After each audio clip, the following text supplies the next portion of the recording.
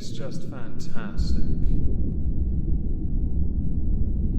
Captain's log, subdates 210701.5. So, Cosby was released because of a pre-existing deal with the DA. Can anyone honestly tell me they don't want me to rule over them, with judges, and guaranteed annihilation? Welcome everyone to the exhibition of stupid people.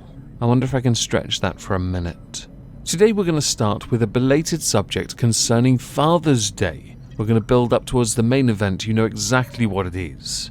In the United Kingdom, Father's Day was on June the 20th. For my Father's Day, I sent him a picture of my youngest sister, squished in the back of a car with her mattress and a cat carrier on her lap with her middle finger up, because it was hilarious to see her squished in there so hard, so tight, because she really wanted her mattress that was thicker than the average house wall. Father's Day over a number of years has become a bit of a sore spot for a number of people who believe it should not exist, because anything that is for men or that champions the contributions of men should not be considered acceptable. Thankfully, Father's Day has neither been replaced or revoked, but it hasn't stopped a number of people from simply going about it where they could just say it's Mother's Day instead, because, and then they insert lesbian couples, because one's the mother, right? So what about the other one, who's also a mother?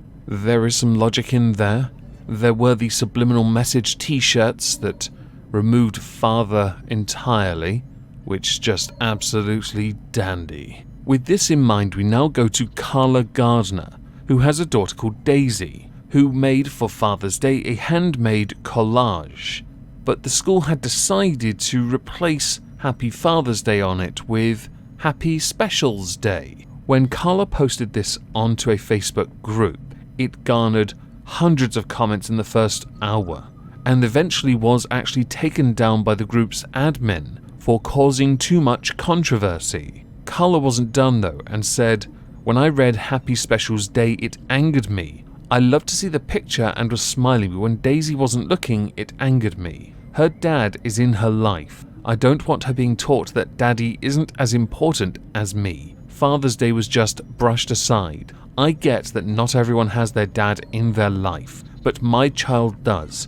You're singling out those who have fathers in their life, and I find it bizarre that all of a sudden, men don't matter. I think you all know me well enough to know I once poke at the last part. All of a sudden, men don't matter. One of the motivating factors for me making content in 2015 was the fact that it was being pushed and peddled as if men don't matter, because the idea of attaining equality was being touted as we must tear down everyone else to get them to our level, and it's always been that way. It has never been a case of seeking to elevate everyone else, to level up together. No. 2 steps back, and then 4 more, and keep going until you are in level or behind everyone else. And for something as trivial as Father's Day, it can come across as a damning statement. I'd had this discussion on a stream last night, where I was pointing out a number of the kids' shows I had seen with my nieces taught a level of narcissism, which I thought was quite dangerous.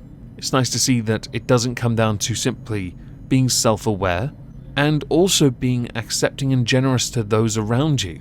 No. It's all about you, but also fathers don't matter. Alright, we're still doing this argument, I see. Moving on.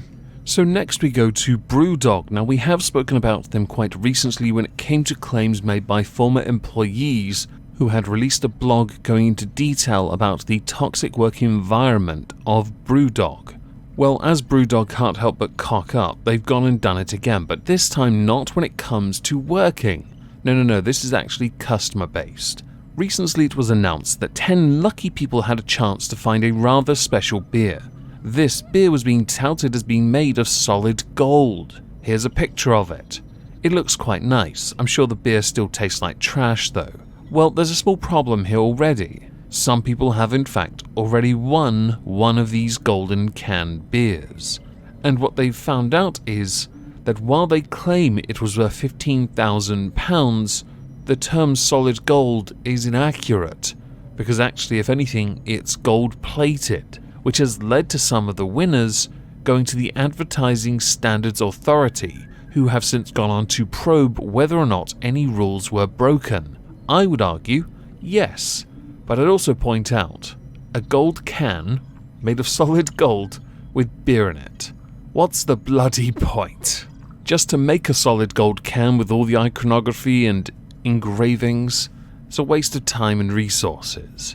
It's a funny idea, we'll admit. This has actually led to Brewdog themselves saying that the term solid gold was a mistake, but that the estimate of £15,000 was in fact made up of more than just the metal used.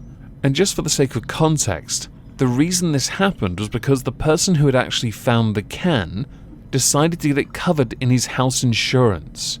So he got in touch with the can's maker, Thomas Light, who'd informed him it was actually brass with a 24-karat gold plating, which means the can wasn't worth £15,000, in fact it was only worth £500.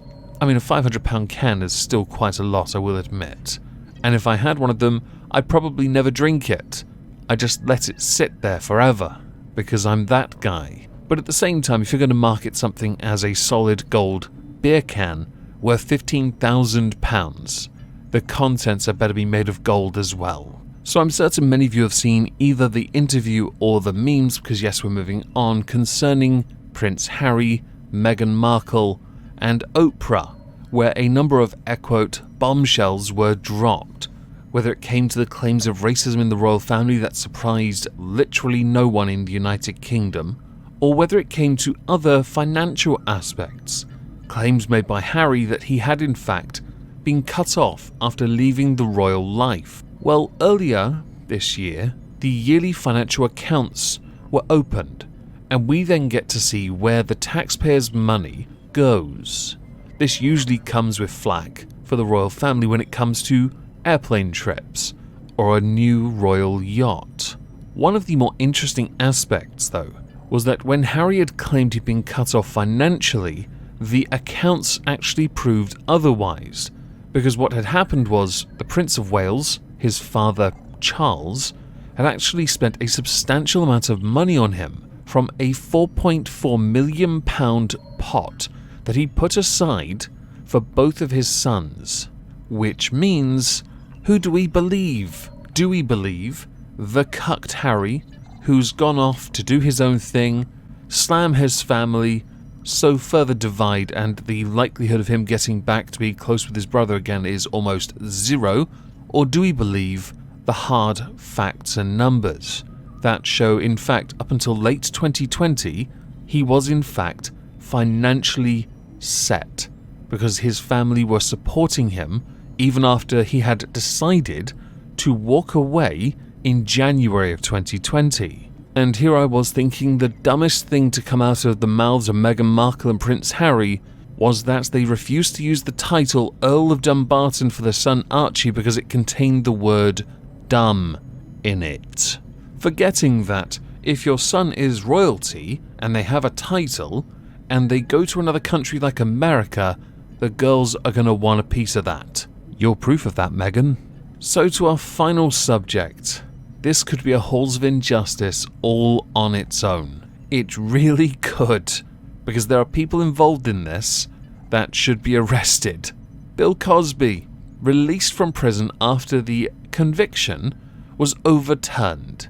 And the reason why is because Pennsylvania's highest court has said that the district attorney Kevin Steele, who made the decision to arrest Bill Cosby, was obligated to stand by his predecessor's promise not to charge Bill Cosby when he later gave potentially incriminating testimony in Andrea Constand's civil suit. No, we're not covering the NXIVM cult, that's next week. We've done one already on that.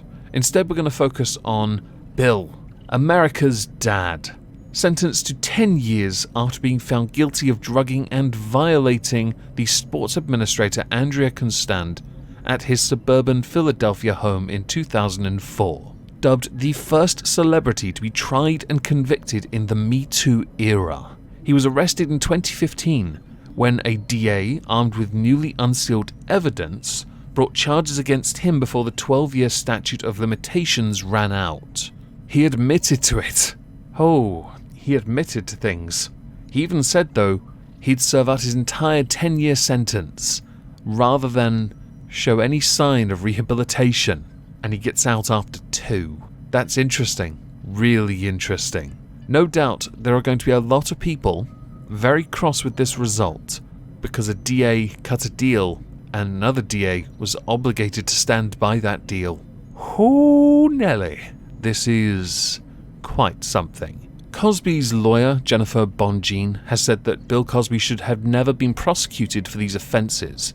DAs can't change it up simply because of their political motivation. So in an additional statement, it was noted that Bill Cosby went free on a procedural issue that is irrelevant to the facts of the crime, and that it is the hope of the person who gave the statement that this decision will not dampen the reporting of sexual assault by victims. We still believe that no one is above the law, including those who are rich, famous, and powerful, which seems a tad contradictory to what has just happened, really, doesn't it? And here I was thinking the UK was a joke. But no. America swings by, even after how well my Halls of Injustice series does, and says, "No, Meg, hold my beer. It's a light beer. I'm still gonna dump on you." Anyway, as we're done, I'd like to know what you all think, so please do let me know in the comments down below. If I don't see you on Twitch tonight, I hope you'll have a fantastic day, and thank you all very much for listening.